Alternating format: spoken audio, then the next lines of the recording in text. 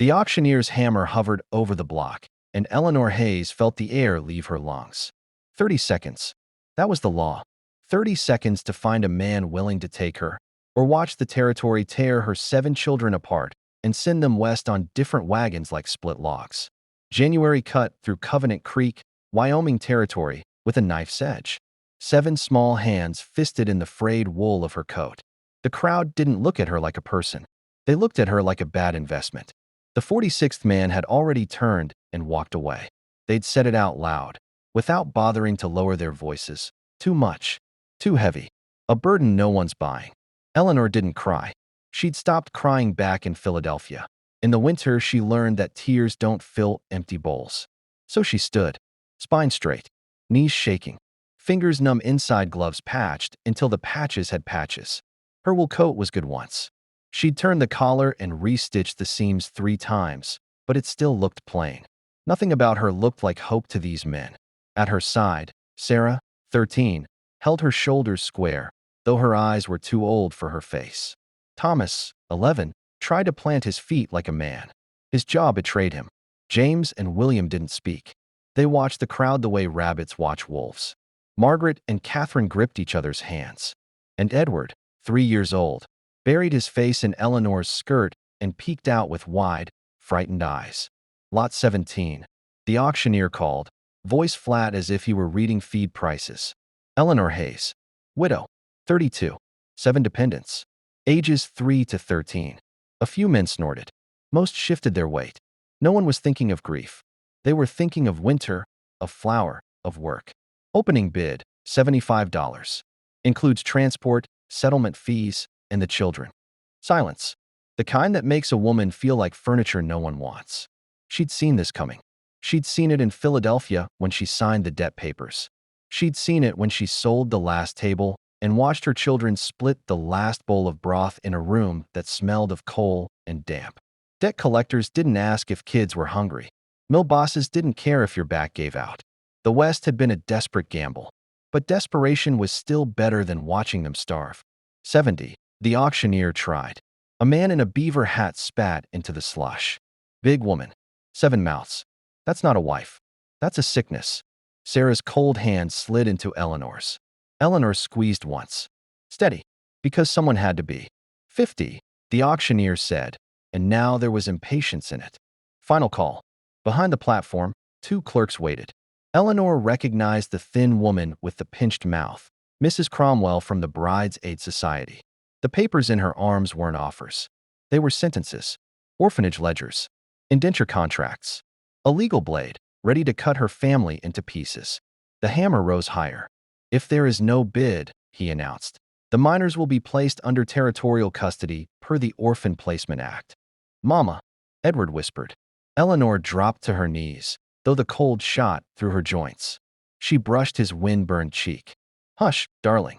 Be brave just a little longer. She stood and faced them. Most men looked away. A few stared back, calculating what they could get and what it would cost. None of them saw the woman who had kept 7 children alive through a Philadelphia winter on pennies and stubbornness. None of them saw the mother who could mend, cook, read, stretch a sack of beans for a week, and keep peace in a room full of grief. They only saw size and burden. Going once. Her heart hammered so hard she could hear it in her ears. Going twice. Sarah's tears fell without sound. Thomas's fists clenched. The little ones huddled closer, as if they could disappear inside each other. Sold. Wait. The voice came from the back of the crowd. Low. Rough. Like stones shifting on a mountainside. Every head turned. The man who stepped forward didn't belong to the town. He belonged to the high country. Tall. Broad. Dressed in buckskin and fur. His boots sank deep into half-frozen mud. Dark hair fell past his shoulders, streaked with gray.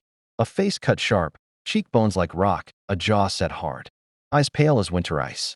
The crowd parted for him the way water parts around a boulder. The auctioneer blinked. You're bidding? You understand she comes with 7. He didn't flinch. All 7. A ripple moved through the crowd. Not approval. Disbelief. Someone breathed his name like a warning. Caleb Rohr. Eleanor's stomach tightened.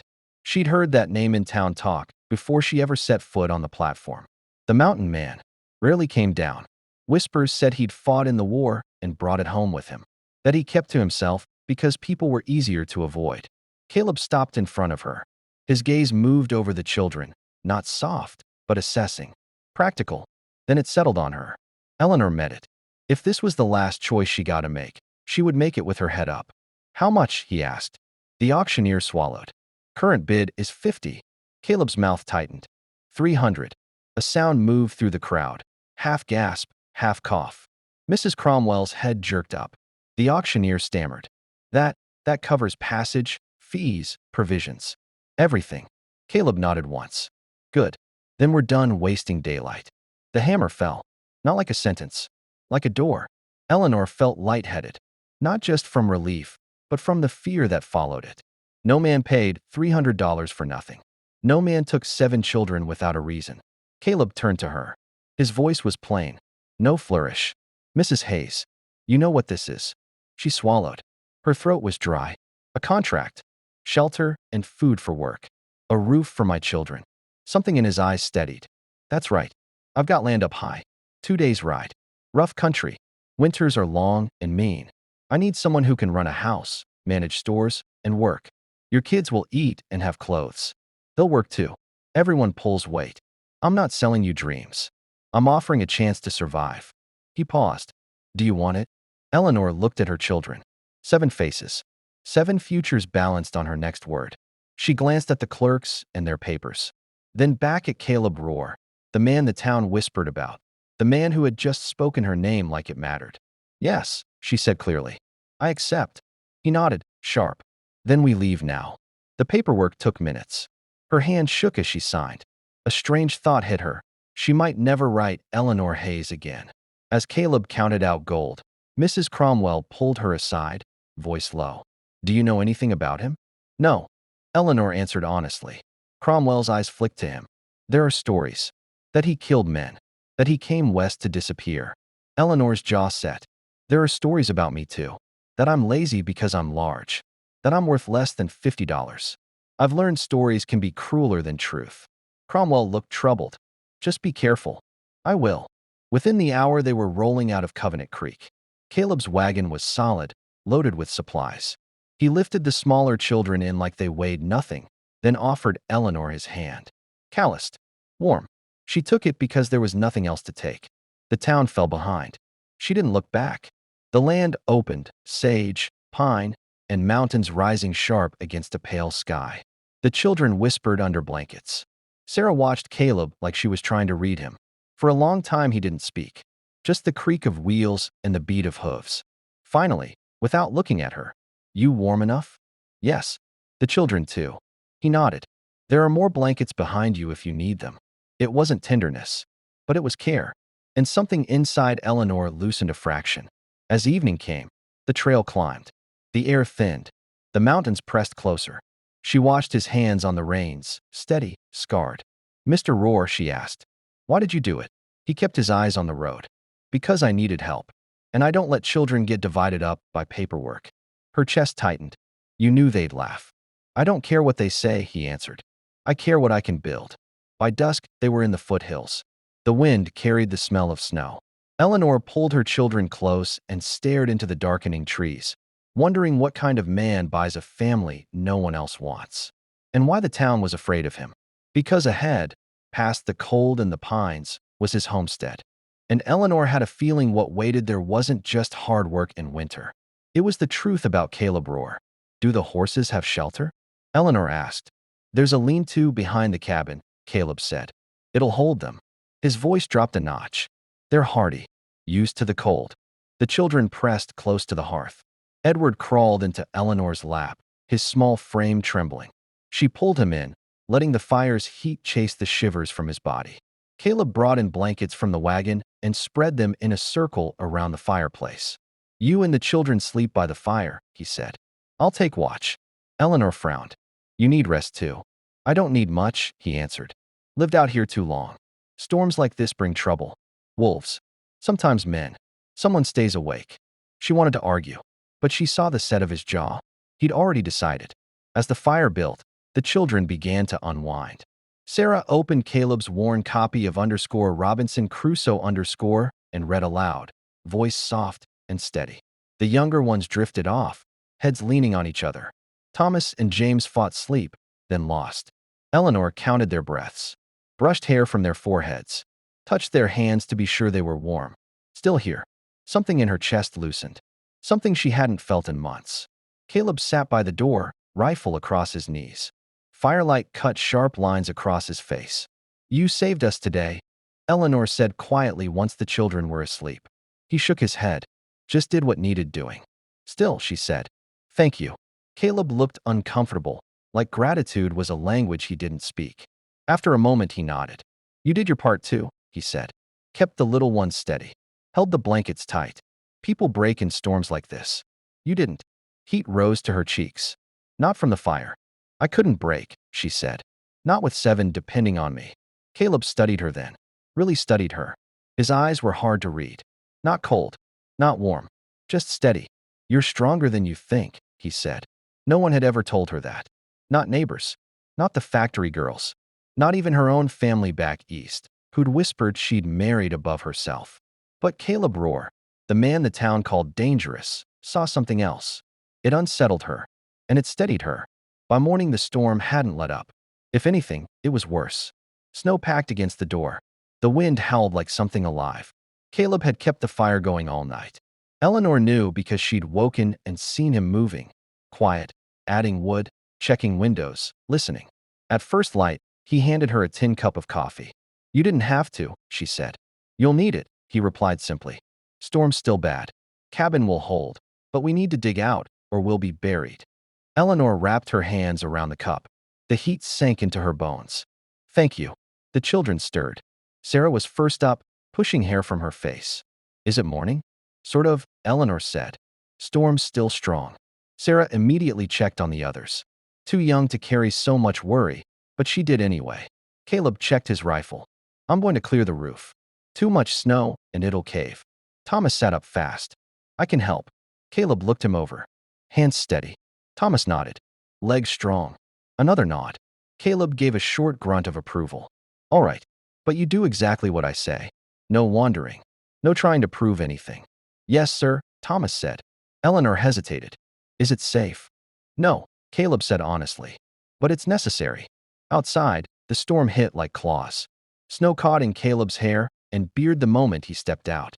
He moved with purpose, shoveling a path to the door, then to the roof. Thomas followed, clumsy in the drifts but determined. Eleanor watched through the small window, stomach tight, until she saw Caleb stop, tap Thomas's shoulder, and show him how to angle the shovel. Patient. Teaching, not yelling. She hadn't expected that. Inside, she fed the younger ones and warmed more coffee, trying not to imagine the worst. Nearly an hour later, the door blew open and wind shoved them both inside, covered in snow. Thomas's cheeks were red, but his eyes were bright. "You did good," Caleb said, hanging his coat. "You listened." Thomas tried not to smile and failed. Eleanor felt something shift again. Trust. Maybe the start of it. The storm broke that afternoon. The world went quiet and white. Caleb fed the horses and checked the wagon. Eleanor dried clothes by the fire. The children played quiet games to stay warm. By nightfall, the cabin didn't feel like a desperate shelter anymore. It felt, strangely, like a home. Just for now. Until they could move on. After the children slept, Eleanor sat by the fire, mending a tear in Sarah's skirt. Caleb was by the door, sharpening a knife in slow, even strokes. "Why'd you come down to Covenant Creek this week?" she asked. "People say you barely come to town." Caleb paused, running the blade over stone. "Needed supplies. That's all." He hesitated. "Wanted company." Eleanor looked up. Caleb didn't meet her eyes. "Been 10 years since I lived with anyone," he said. "Place gets quiet. Too quiet." He kept sharpening. "Heard there'd be a bride auction. Didn't plan to buy anyone. Just wanted to see if any woman could live my kind of life." "Could they?" Eleanor asked softly. Caleb looked at her then, eyes clear. Only one could. Silence settled between them. Just the crackle of fire. Eleanor's heart beat too fast. She didn't look away. By dawn, the storm was gone. Pale sun turned the snow silver. Caleb hitched the horses. The children helped. Thomas holding the reins while Caleb checked harness. Sarah folding blankets with careful hands. The little one stayed close to Eleanor, cheeks pink from cold. Will your homestead look like this? Margaret asked, pointing at the glittering drifts. Even prettier, Eleanor said with a small smile. Caleb came around with a crate. Ready? Eleanor nodded and lifted Edward into the wagon, then climbed in after. The older kids settled beside her. Caleb took the seat and clicked to the horses. They'd gone an hour when Caleb lifted a hand. Quiet.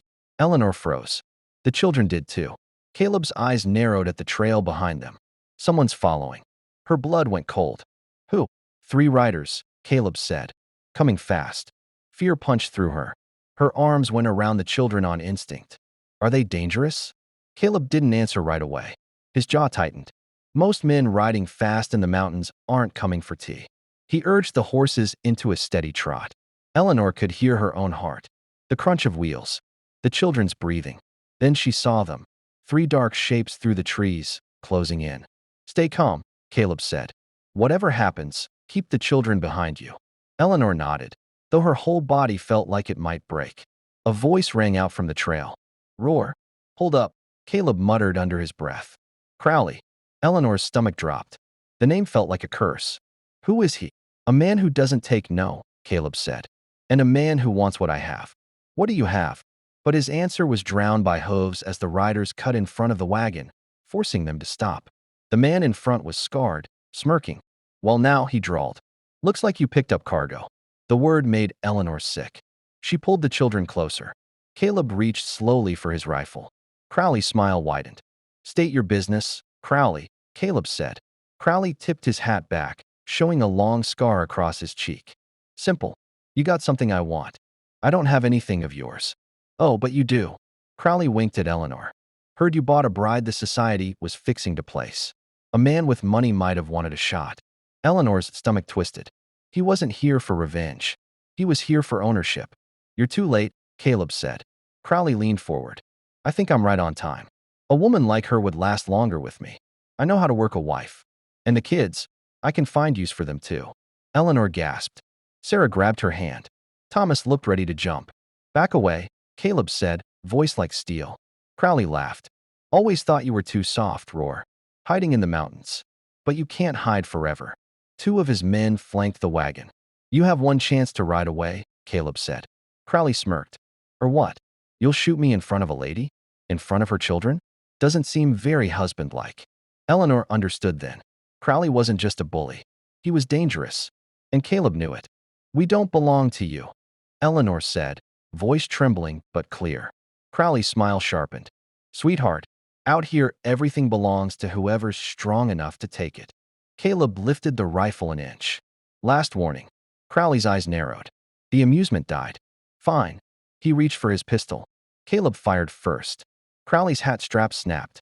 He reeled back in the saddle. His men's horses reared. Snow flew. Stay inside. Caleb barked, jumping down. He grabbed Crowley's coat before the man could draw. They crashed into the snow, grappling. Mama, Sarah cried. Stay down. Eleanor pulled her back. Thomas tried to climb out. She yanked him back. But he's alone. He's not alone, Eleanor said. He's ours. On the slope, Caleb fought with quiet, brutal focus. Crowley swung wild.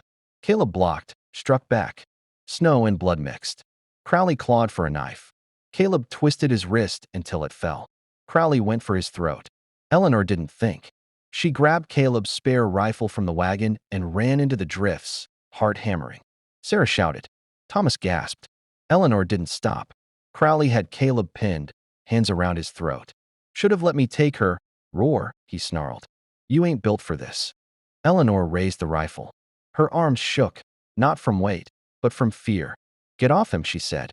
Crowley turned slowly, smiling. Put that down, woman. You ain't got the nerve. Eleanor's grip tightened. I'm a mother. I have more nerve than you'll ever understand. Crowley lunged. Eleanor swung. The rifle stock cracked against his temple. He dropped into the snow, groaning. Caleb shoved him off and stood, coughing. You all right? Eleanor asked, voice shaking. Caleb stared at her. You saved my life. I protected my family, she whispered. Caleb pinned Crowley with his boot. Your reign ends here. He whistled sharply at the other men. Take him and ride. Come near my land again, and you won't leave breathing. The riders dragged Crowley onto a horse. He swore, clutching his head. Within seconds they were gone. The mountains went quiet. Caleb exhaled. The tension left him. He turned to Eleanor. "Thank you. I only did what anyone would," she said. "No," Caleb said. "Most wouldn't. Courage like that is rare." He brushed snow from her sleeve. His hand lingered a second before dropping. "We need to move," he said. "They might come back." They climbed in. Caleb took the reins, though Eleanor saw the tremor in his hands. The children stared at her like they were seeing her for the first time. "Mama," Thomas whispered. "You hit him so hard." "Only because he tried to hurt us," Eleanor said, pulling him close. Sarah's eyes shimmered with pride. "I knew you'd protect us." Caleb clicked the reins. "Hold on. We're close now." The climb steepened. Trees thickened. Then the ridge opened and the valley spread below. Caleb's homestead. A sturdy log cabin. A barn. Smokehouse. Stacks of firewood. Fenced pasture. A workshop with tools hung neat. Not just a house. A life built with patience. Eleanor felt warmth settle in her chest. Caleb slowed the horses. "Welcome home." Home. The word felt big and fragile. The children ran to explore. Caleb stood beside Eleanor. "I meant what I said in that cabin," he said quietly. "I wasn't looking for a wife. I was looking for someone who could live this life. I didn't know I'd find someone stronger than me." Eleanor's breath caught. Caleb shook his head. "We'll build this slow. No forcing. But if you choose it, you and the children will never fear again. Not while I breathe." Tears stung Eleanor's eyes. She didn't hide them. She looked at her children laughing in the snow. At the mountains standing guard. At Caleb Roar, the man the world feared, who'd given her more safety than anyone ever had. "I choose this," she said. Caleb nodded once. A promise. And in that quiet valley, with snow and pines and her children's laughter, Eleanor Hayes, unwanted, underestimated, nearly torn apart, felt her new life begin. A life built with courage. A life built with love, growing slow and honest. A life in the mountains, with a man who chose her. And a family no one would ever break again. Write in the comments which country you are watching the story from. And don't forget to subscribe and press like.